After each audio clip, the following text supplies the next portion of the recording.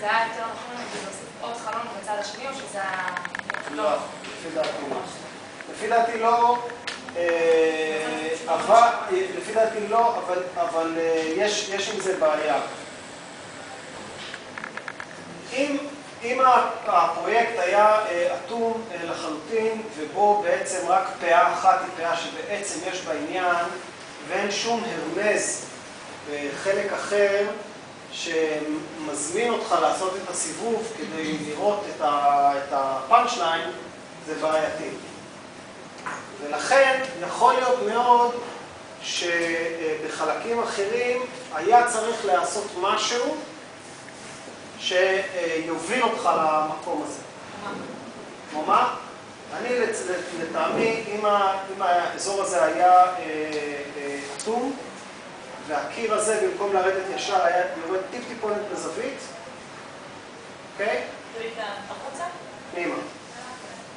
היה יורד טיפ-טיפונת בזווית פנימה, כן?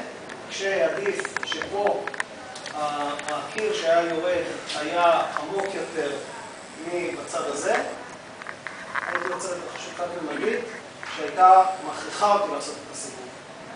כי הייתי מבין שמשהו קורה בקופסה הזאת. וברגע שהייתי רואה אותה בזווית שהיא אי רגולרית, אז זה מכריח אותי לבדוק מה קורה מהצד השני. יש לי גם שאלה. זה נראה כאילו... יודעים גם שאלה. איך קוראים לך? עידן. זה נראה כאילו אתה כל הזמן מחפש את הפשטות שבדברים. השאלה אם זה לא יהיה סובייקטיבי, זאת אומרת, אני אולי זה כן נראה ככה טוב, או שאני לא בהכרח מחפש דברים הפשוטים. כמו שפה אמרת, זה יכול להיות צריך לקרוא 5 קוביות, זה מספיק. פה אפשר להוריד את זה, לתת שם כימות קטן, זה מספיק. זאת אומרת, זאת דעתך, ויכול להיות שגם אתה בתור מורה, אני מנסה להבין מה אני יכול לקחת ממך, אבל אני לא מסכים עם כל מה שאתה אומר. אתה לא אמור להסכים עם כל מה שאני אומר, כמו שאמרתי.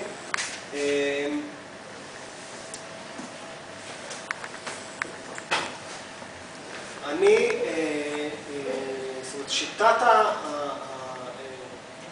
הלימוד שאני מאוד מאמין בה, אני חושב שאין בלתה, היא השיטה שבה חייבים ללמוד ללכת לפני שלומדים לרוץ. היכולת ליצור דברים מורכבים לא יכולה להיעשות לפני שעושים דברים פשוטים. אתמול יצא לי לראות מאסטר שף בפעם הראשונה. וראו את ארבעה